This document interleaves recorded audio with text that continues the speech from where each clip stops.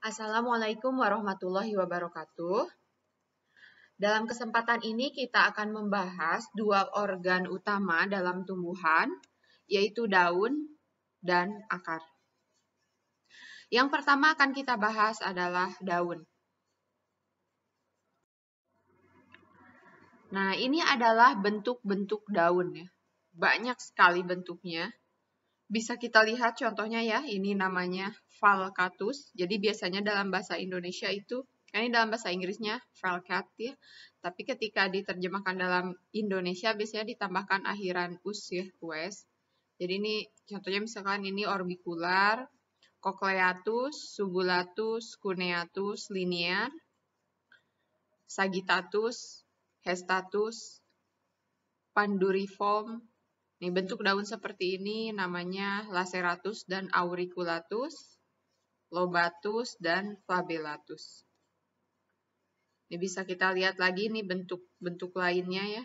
Dari daun ada yang asimetrik, acuminatus, mukronat. Ini adalah bentuk dari si ujungnya ya.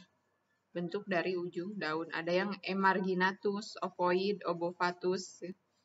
Nanti bisa kalian lihat ya contoh-contohnya. Nah, ini juga ada bentuk-bentuk lain ya dari daun. Ada ini undulatus, sinuatus, serratus, dentale, lobatus, calop, palmatus ya, yang seperti jari, digitatus, bipinatisec, tripinatisec, pinatisec, palmatisec, vedatus, palmatilobat, bipartil, tripartil, palmatipartil, pinatipartil, dan pinatifid. Sekarang kita akan membahas morfologi daun. Jadi daun ini terdiri dari dasar daun, tangkai daun, dan helai daun. Ya. Bentuk, struktur, dan ukuran ketiga bagian ini berguna dalam klasifikasi tumbuhan. Nah, pada kebanyakan monokotil, batang muda dilindungi pelepah daun. Ini ya yang namanya pelepah daun. Nah, ada yang terdiri dari daun tunggal dan majemuk. Jadi kalau daun tunggal itu berarti satu tangkai ini hanya terdiri dari satu daun. Sedangkan kalau daun majemuk dalam satu tangkai ini terdiri dari banyak daun. Ya.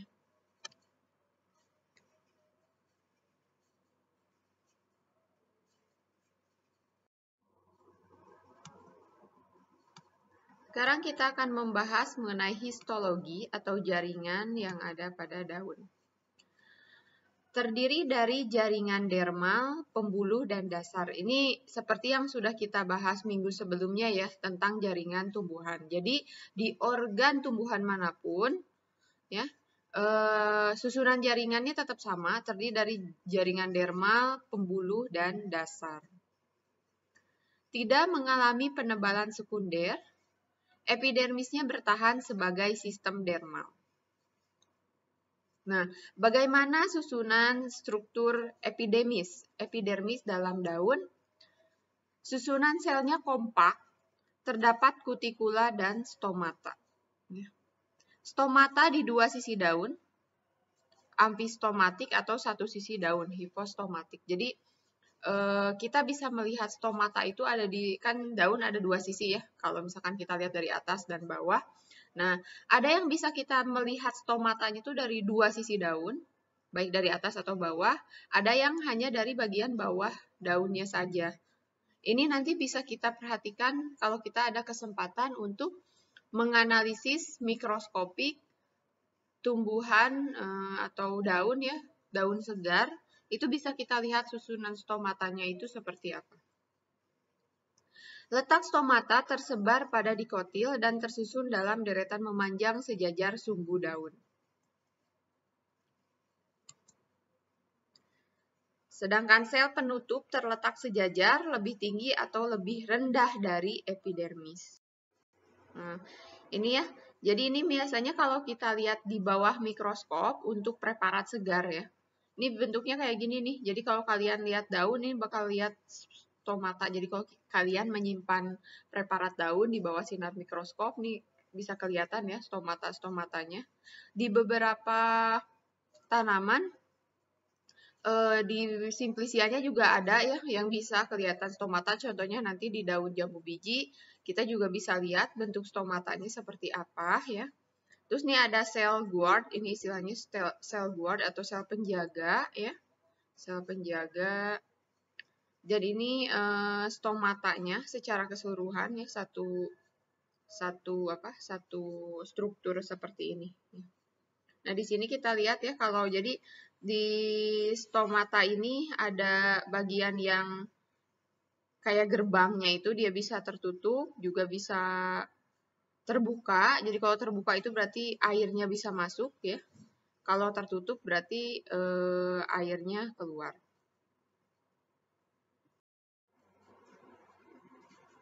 Ini ya. Ini kontrol keluar masuknya air dan dipengaruhi oleh ion K+, ya. Jadi ion K+ ini yang bergerak yang berfungsi untuk kontraksi. Ibaratnya kalau di otot kita juga kan K+ ini berfungsi untuk kontraksi dan relaksasi otot ya. Di sini juga berfungsi untuk membantu membuka dan menutupnya gerbang si sel penjaga yang ada di stomata.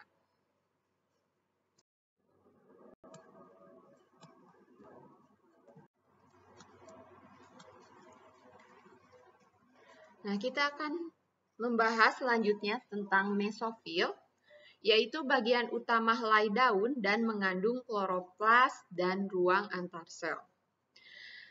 Mesofil ini dapat bersifat homogen atau terdiri dari jaringan tiang, palisade, dan jaringan bunga karang atau spongi.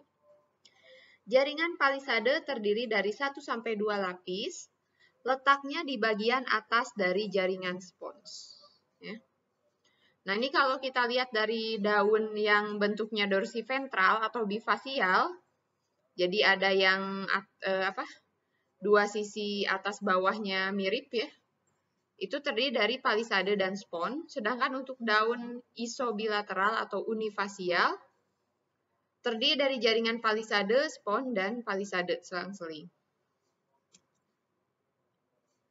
Untuk kloroplas sendiri, dia lebih banyak terdapatnya di jaringan palisade. Nih, jadi kalau kita lihat ya, misalkan ini ya, jadi secara struktur daun nih, misalkan daun kita lihat secara mikroskopik. Nah, biasanya kalau mikroskopik kita lihatnya seperti ini ya, seperti ini. Jadi ada yang paling atas ada epidermis atas, kemudian ada parenkim palisade, parenkim sponge, dan jaringan epidermis bawah ya. Susunannya seperti itu.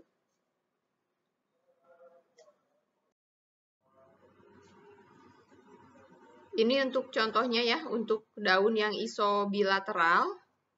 Jadi ada palisade, sponge, palisade.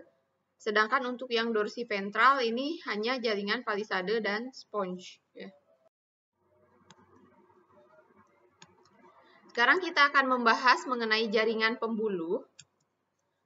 Nah, kalau kalian masih ingat ya, kalau jaringan pembuluh itu ada xilem, phloem, contohnya seperti itu.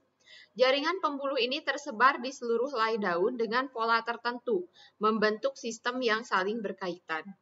Terletak di bidang median sejajar dengan permukaan daun. Biasa disebut tulang daun dan sistemnya, sistem tulang daun. Dua macam pola, ada yang jala dan sejajar. Percabangan akhir yang paling halus akan membatasi daerah mesofil kecil yang dinamakan areolus. Jaringan daun di antara rusuk disebut daerah interkosta. Nah, berkas pembuluh kecil diselubungi oleh 1-2 seludang pembuluh. Nah, kalau kita mau lihat jaringan pembuluh dalam daun itu, jadi kita harus membelah daun itu sampai kena ke bagian yang tengahnya itu ya. Karena ini yang bagian tengahnya itu ada yang jaringan pembuluh di situ. Ya.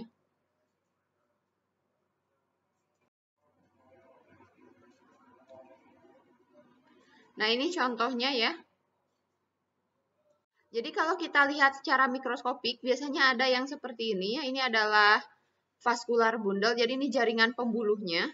Kelihatan seperti ini, jadi di antara jaringan palisade dan sponge, itu ada yang bulat-bulat seperti ini ya, bulat. Ini adalah jaringan pembuluh. Ini contohnya ya. Jadi ini ada xilem dan ada floem. Apa fungsi xilem? Xilem itu untuk mengangkut air dan mineral ya, sedangkan floem untuk menyebarkan hasil dari fotosintesis. Jadi kalau di tubuh kita ya semacam pembuluh darah lah, fungsi dari si jaringan pembuluh ini.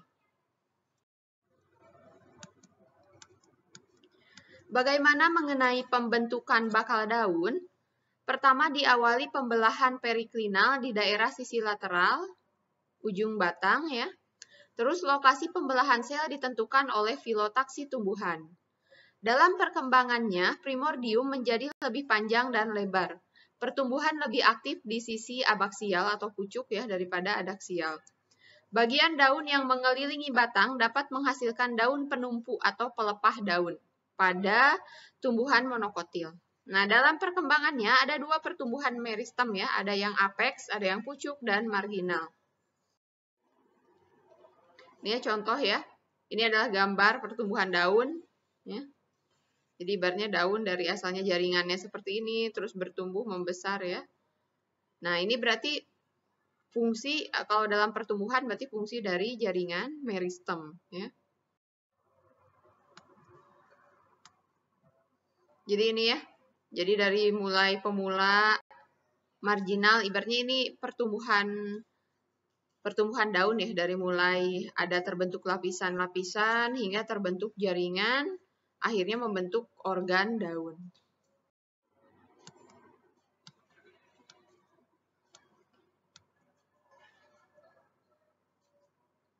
Nah, ini kita lihat perkembangan mesofil ya, ada dikotil bifasial.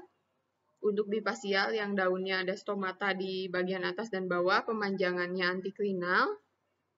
Nah, terus ada sel jaringan spon, itu bentuknya biasanya isodiametri. Perluasan sel epidermis lebih cepat daripada jaringan spons. Stomata juga berkembang seiring atau setelah perkembangan ruang antar sel. Perluasan permukaan daun berasosiasi dengan peningkatan jumlah dan ukuran kloroplas dan jumlah klorofil.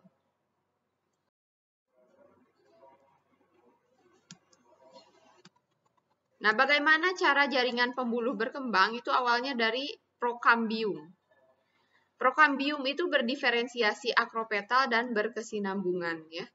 Perkembangan jaringan pembuluh berkorelasi dengan pendewasaan jaringan daun yang lainnya.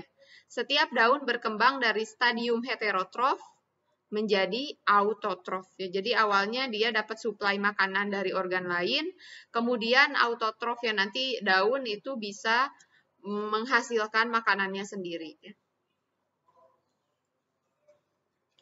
Jadi saat pertumbuhan, daun ini mengimpor hasil fotosintesis selama perluasan dari daun lain ya, dan mengekspor hasil fotosintesis jika telah mampu menghasilkan makanan sendiri. Kita lihat beberapa istilah ya. Dalam daun ini adalah absisi. Absisi adalah pemisahan daun dari batang tanpa meninggalkan luka. Nih, daun sering tanggal pada musim tertentu atau berkaitan dengan proses penuaan. Jadi kalau kalian lihat daun berguguran ya, itu adalah proses absisi. Merupakan adaptasi yang bermanfaat ya. Terjadi proses selular pada zona absisi. Pada daerah absisi terdapat lapisan pemisah dan lapisan pelindung yang melindungi permukaan yang terdedah, yang copot ya, dari kekeringan dan serangan parasit. Jadi absisi ini atau daun gugur ya, itu adalah salah satu metode pertahanan diri si tumbuhan ya, baik itu dari kekeringan ataupun karena adanya serangan parasit biar nggak menyebar misalkan ke seluruh bagian tumbuhan. Nah, zat pengatur absisi jadi ada hormonnya yang berpengaruh atau yang berfungsi untuk mengatur proses absisi ini adalah etilen dan auksin. Ini ya contoh ya. Jadi ini copot gitu, bagaimana si daun ini copot. Jadi emang ada zonanya atau ada lapisan tempat dia bisa gugur ya, bisa gugur dari batang. Ini contohnya ya. Jadi terutama kalau di negara subtropis yang punya 4 musim, ini kan terjadi pasti ya. Jadi pas musim gugur dia daunnya berguguran, pas musim semi blooming lagi, bermekaran lagi, tumbuh lagi. Sekarang ada tanaman xeromorph, merupakan tanaman yang tumbuh di habitat kering ya. Rasio permukaan luas eksternal terhadap volumenya kecil. Dinding selnya tebal, ukuran sel kecil, rapat, sistem jaringan pembuluh dan stomata, dan jaringan palisadenya itu lebih banyak dibanding jaringan spons. Daunnya sering ditutupi rambut, kutikula tebal, atau sifat sukulen. Ini salah satu contohnya kaktus ya. Nah, dalam tumbuhan xeromorph ini terdapat jaringan penyimpan air. Bisa juga terjadi penggulungan daun seperti pada famili Poaceae. Contohnya ini ya, Nerium, Santoroa. Yang paling gampang sih kaktus ya, yang kita kenal ya. Nah, ini kita lihat ya, ini contoh jaringannya pada Nerium oleander ya, ketika dilihat dari bawah mikroskop. Ya, stomatanya di bagian tumbuhan mesofil. Nah, pada tumbuhan hidromorf itu berkurangnya jaringan pengokoh dan pelindung atau pengangkut, terutama silem. Banyak rongga udara atau aerenkin. Kita lihat di daun Gymnospermae, contohnya tanaman evergreen, sifatnya xeromorfi. Terdapat jaringan transfusi vesikel di sebelah dalam endodermis yang terdiri dari trakeid, parenkim, dan sel albumin. Mesofilnya bersifat parenkim dan terdapat saluran-saluran sekresi ya, contohnya pengeluaran resin pada pinus. Epidermis daun pinus berbentuk jarum, mempunyai sel berdinding tebal dan berkutikula. Kalau kalian misalkan lihat daun pinus ya dari bawah mikroskop, nih kita lihat ada yang ini ya, ada epidermis, hipodermis. Nah, di bagian tengahnya ini ya, ini adalah jaringan pembuluhnya ya. Nah, selanjutnya kita akan membahas organ lain yaitu akar. Nah, akar ini organ pada tumbuhan yang biasanya tumbuh di bawah tanah, yaitu suatu struktur sumbu tanpa organ-organ lateral dan tidak terbagi menjadi buku, nodus, dan ruas internodus. Jadi kalau nodus dan internodus ini adanya di batang ya. Jadi nodus itu yang sekat-sekat batang, yang internodus bagian di antara sekat di batang tersebut. Fungsi akar adalah untuk penyerapan air dan mineral, konduksi atau pengaliran bahan makanan, pengokoh, dan penyimpanan cadangan makanan. Nah, bisa kita lihat nanti akar ini baik secara morfologi dan asal mula pembentukannya. Ini ya, bagian akar biasanya ada yang disebut tudung akar ya, sama cabang akar. Nah, secara morfologi, akar ini dibagi dua, ada akar tunggang dan akar serabut. Mungkin ini kita dari SD ya, udah belajar.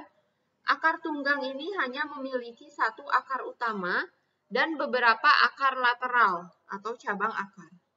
Sedangkan pada akar serabut tersusun atas akar yang ukurannya relatif sama. Ini biasanya kalau akar tunggang itu ada di tumbuhan Gymnospermae dan dikotil. Sedangkan akar serabut ini ada pada tumbuhan monokotil.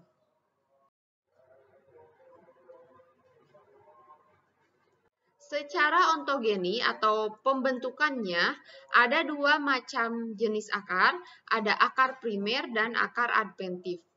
Akar primer berkembang dari radikula, jadi akar utama yang tumbuh dari biji. Sedangkan akar adventif berkembang dari bagian lain dari tumbuhan. Ya, bisa kita lihat struktur akar primer ya. Terdiri dari ini di paling luar adalah epidermis atau jaringan dermal. Terus ada yang jaringan dasar ya, ini disebut korteks, dan silinder pusat atau steel. Nah, ini adalah isinya jaringan pembuluh. Isinya adalah xilem dan floem ya. Di jaringan dasar isinya ada parenkim, utamanya parenkim. Ada beberapa tumbuhan yang mengandung kolenkim, sklerenkim ya. Dan di jaringan dermal ini yang paling luar adalah epidermis. Di daerah ujung akar primer akan terlihat jadi ada namanya ini tudung akar yang berfungsi untuk melindungi meristem akar dan ujung akar yang sedang aktif tumbuh.